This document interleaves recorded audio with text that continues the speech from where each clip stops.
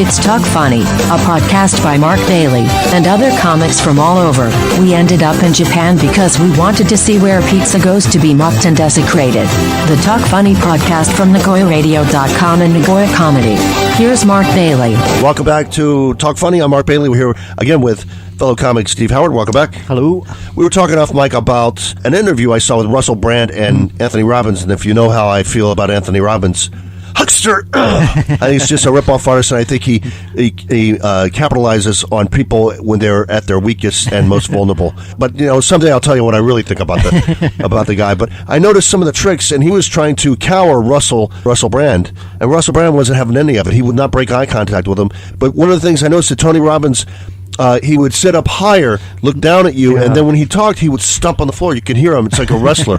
He'd stomp on the floor to make his point, and he would shout at you, and a lot of words, and I'm listening very carefully for here's a fun game for Tony Robbins. Listen to him, get a piece of paper, write out SVO. Okay, S, subject. S could also stand for something else, but BS. Here's S. There's no verb. Yeah. Then he'll do verb. He'll say something like, the reason you're not successful is that you're not doing things successfully. Yeah. And if you want to be successful, you need to find other people that are successful and do the things that they are doing, because the things that they are doing is what makes them successful. And I'm guessing that you aren't doing those things. For example, what things? Well, it depends on what you want to do. If you want to be a good comic, if you want to be a good writer, what you do is basically copy everything they do. Okay, right. Well, then wouldn't that be their style? If I copied everything, if I want to be a talk show host and I copied everything Oprah Winfrey did, wouldn't people call me an Oprah Winfrey ripoff? Well, yeah, but you got to make sure you write good too. That's the key. Right. This is point 3. What are the first two? Point 3. If you're going to do something well, make sure you're good at it. Yeah. Redundant logic. A lot of people give up on their dreams and they don't see them to fruition, and this is because they stop pursuing their dreams before their dream is attained. And that's a lot of the reason that you don't attain your dream, is because you don't attain it. That's one of the biggest reasons for not fulfilling your dream, is not doing it. Okay. When I was about 16, I actually read his first book. Can we say the name of his book? Sure. I think it was Unlimited Power. And for about probably 3-4 months, I was totally into that. And you keep these little things you keep saying. It's basically like the subheadings of his book. That's all it is. It's just subheadings of, common sense, essentially. Circular logic is the term I was thinking of. Right. Yeah, he'll do things that remind, and I was like, who does this remind me of? And I looked it up, and he reminded me of Pat Paulsen. The problem is Pat Paulsen was a comedian. Yeah. Remember when Pat Paulsen ran for president, right. And he'd get up and say, I believe that what makes this land so great is this great country of ours.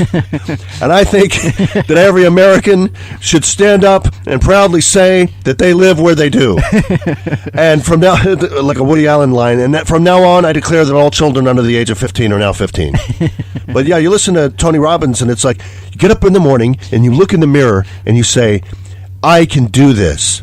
And then you go out and you do it. It's just 2 steps. Just what's so hard about that? Okay. But what about obstacles? There are no obstacles. Oh, okay. Really? The obstacles are only the ones you create. Yeah, exactly. It does say that. It's like, well, what about my wife doesn't want to move to Tokyo, and that's kind of interfering with my career. Well, did I make that obstacle? Well, you just think that she doesn't want to. No, she's told me she doesn't want to. Well, you're assuming that she doesn't want to because you're not good at persuading her. No, she got a lawyer, and she said she'd sue me if I did. She's pretty serious. Well, I think in your mind you think that that's true. No, my lawyer, in her lawyer's mind, also thinks that's true. So I noticed he would try to stare down Russell Brand. And when you see his tricks, it's just like, this guy, he wouldn't take a breath. Yeah. And he just talks, and then you're like, so the last 30 minutes, what did he just say? I mean, if I had to... So get a piece of paper and then try to write down what he just said. Yeah. He said, like, I'll give you these tools. No, there are no tools. A tool is like a hammer, power drill. There's no tools. Yeah. It's just words. And I remember he had in I'm Not Your Guru, which really, that documentary really made me angry. Yeah. If you're not my guru, give all the money back. Right, exactly. And in I'm Not Your Guru, he pulled out this one woman, and she had been a victim of domestic abuse. And he said, all of these people paid $3,000 or $4,000 or $5,000 for a 2-3 day retreat. he said to her, and he goes, would you like this if I gave you some tools that would be able to, you could actually put that in your past, and that would actually give you strength to pursue your goals? And I can feel everybody else in the audience like, yeah, what do we chop liver? Yeah, what do you think we're here for? Yeah, we want those rules. Not just for her. Yeah. It's like, and I'll give you these tools. Yeah, so the tools are BS, stomping your feet, talking loudly, and he throws in a lot of F-bombs to catch you by surprise, and that's an emotional tactic. He did that in the TED Talk, actually. Right. Yeah. And there's one where that, since #MeToo, you could easily find this on YouTube. There's one where this lady, she was not having any of it. Yeah. And he goes, why are you, he would like lunge at her as he's talking. He picked her out of the audience. And he goes, why are you moving away? I didn't tell you to move away. And she goes, you don't tell me what to do. And he's like lunging at her. And basically he was disappointed because his intimidation tactics are not working. Also, if you watch the Tony Robbins with the sound down, it's like, how did this Bond villain get a TED Talk? He looks like Jaws. He looks exactly like Jaws. Yeah. Did you ever hear Joe Rogan's story? Because he actually got sucked into it too, and he said something like he was, back in the day when they had the infomercials on at 3 a.m. and he was probably under the influence, and it was an ad for unlimited power, and so he dialed the 1-800 number and had the book sent. But he was into Tony Robbins for a while too. I took his advice. There was a time when I was trying to take his advice, and I think I was trying to get into radio here. Mm-hmm. So I went into the radio station. I wasn't invited. Nobody invited me there. Uh-huh. And I said, I'm just there to take notes on the DJ that's there, to just watch what he does. And the DJ came out and goes, what are you doing? I said, I just want to do a job like yours. He goes, get out. You're not going to get my job. He goes, you're not going to. I said, so you always have your coffee over there, and then I notice you have a notepad, and he's like, get out of here. He goes, you don't know how insecure, the radio world is. And it's a lot like talk radio, where that movie where the guy who pulls the prank calls in, and then he gets that guy's job. He gets the new radio host. So as the security guards were dragging you out, were you screaming, you can't limit my power? Tony said this doesn't work. I have unlimited power. You're not a real obstacle. You're just in my mind. That mace is just a figment of my imagination. Ow, the taser's not really happening. My face hitting the sidewalk. That's not really. This is not really a Japanese prison cell. I'm unconscious now. Now there's no obstacles. My power is limited. But you can do whatever you want as your own shtick and everything, but he preys on people that when they're at their lowest. Yeah. He preys on degenerate gamblers, drug addicts, and alcoholics. And I'm like, hey, that's our audience, Tony. Back off.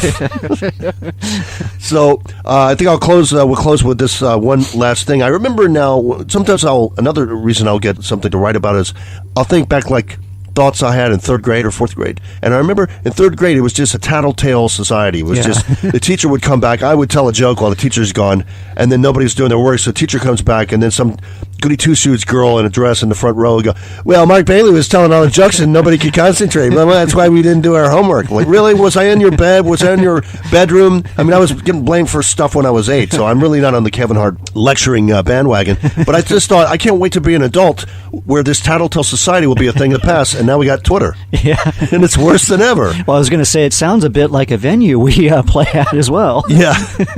Yeah, it's like some of the stuff that I write, I'm like, we do this other show where we have complete freedom, and then we do this other one, which is kind of like playing the John Gotti Social Club.